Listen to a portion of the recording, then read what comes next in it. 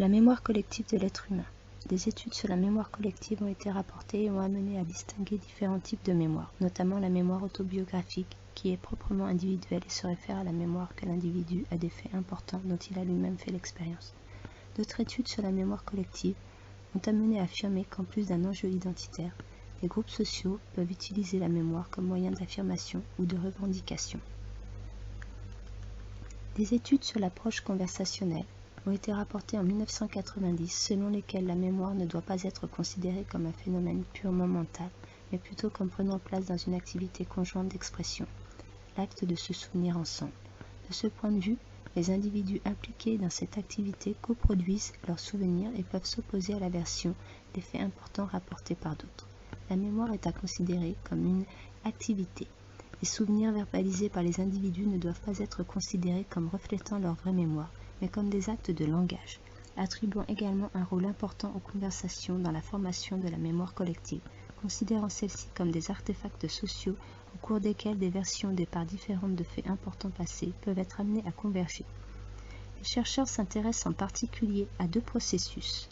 par lesquels les mémoires individuelles peuvent converger au cours d'une situation de rappel collectif dans une conversation. Le premier est le cas où un individu implante de nouveaux souvenirs ou modifie des souvenirs préexistants chez les autres, et le second est celui où la situation de rappel collectif conduit à l'oubli collectif de certains éléments.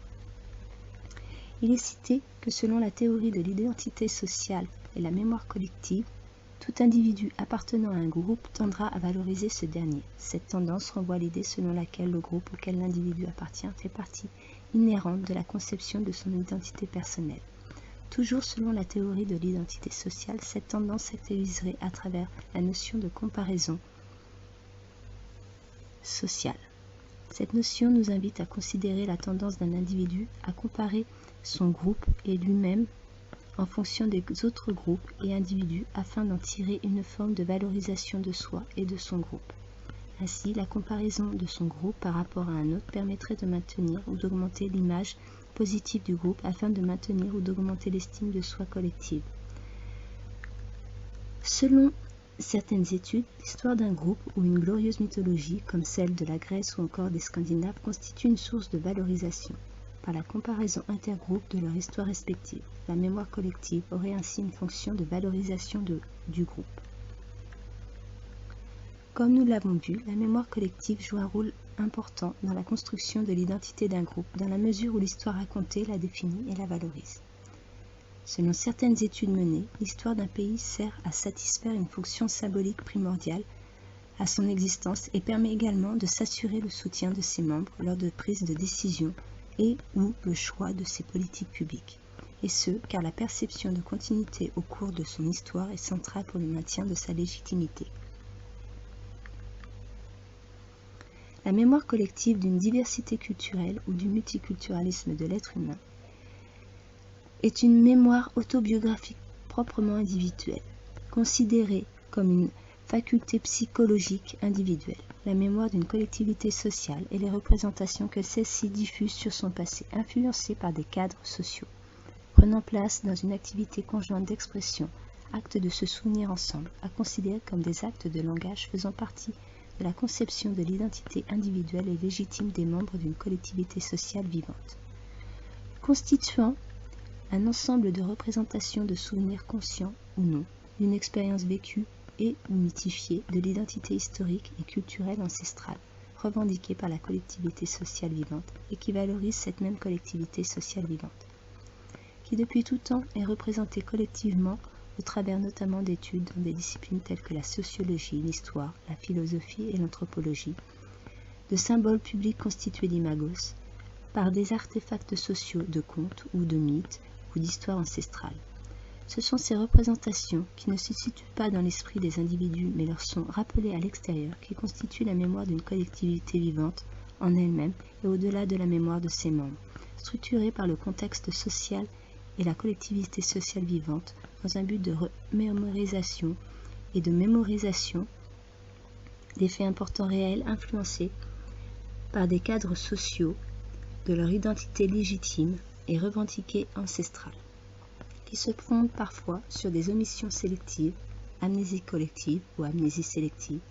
des expériences vécues de son histoire mythologique, peu valorisantes dans le contexte des valeurs contemporaines ou dont la réalité est difficile à accepter, choix de système afin d'affirmer ou de revendiquer l'identité sociale de cette même collectivité sociale vivante et augmenter l'image positive co-produisant des souvenirs, formant des discours de rappel collectif, des opinions, des attitudes envers, des théories ou des savoirs. Au sein de la collectivité sociale vivante, source de valorisation de soi et l'estime de soi collective, légitimisant les pratiques passées, présentes et futures de cette même collectivité sociale vivante, permettant ainsi un maintien de la continuité historique et culturelle légitime, une continuité du discours et une continuité de la diffusion d'une essence ancestrale au sein de la collectivité sociale vivante. La mémoire collective permet aux individus de concevoir leur identité sociale légitime, valorisante, historique et symbolique à travers notamment la notion de comparaison sociale, de se valoriser et valoriser leur collectivité sociale par le biais de l'histoire de la collectivité sociale vivante, notamment mythologique, d'avoir des opinions envers d'autres collectivités sociales vivantes, de produire des contes ou des mythes ou des histoires, ainsi que de fournir des explications plausibles de faits importants nouveaux et ou sans précédent. La mémoire collective joue un rôle important dans la conception de l'identité d'une collectivité sociale vivante et permet aux membres de la collectivité sociale vivante d'avoir des opinions et ou des attitudes envers et ou des théories